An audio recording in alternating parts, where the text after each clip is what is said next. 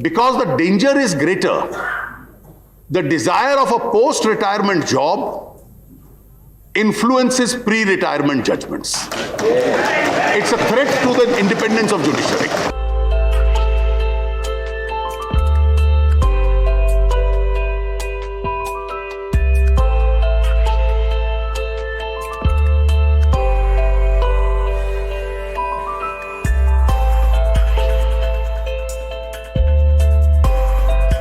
I think one of the big challenges is,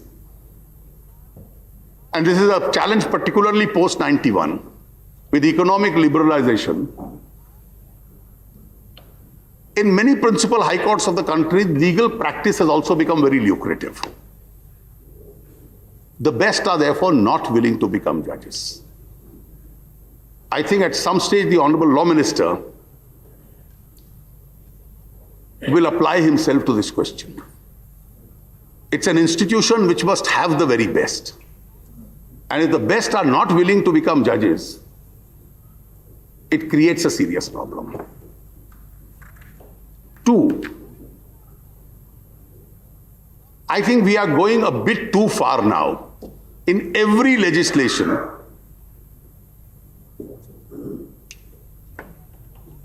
in creating post-retirement avenues for judges. There is a proposal you want to increase the age. Please do it, but with a condition.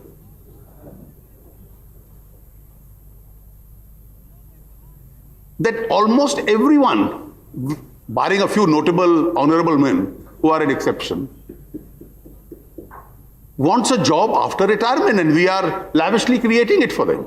If we don't create it, they themselves create it. I'm glad the Supreme Court has reviewed its verdict saying every member of the CIC must be a judge, retired. And a bungalow in Delhi. You have a situation where what should be the fees of a college is an accounting method, is an accounting concept. The Supreme Court by a judicial order said fees of medical colleges and engineering colleges must be fixed by retired judges. And then said in every state we've created 2 more jobs. I think this whole temptation of continuing to occupy a Lithian's bungalow is a very serious temptation. And therefore, kindly review that unless it's absolutely essential, either some of these tribunals must be subsumed into the judicial setup, pay the judges who have retired and retired judges a pension equal to their last drawn pay.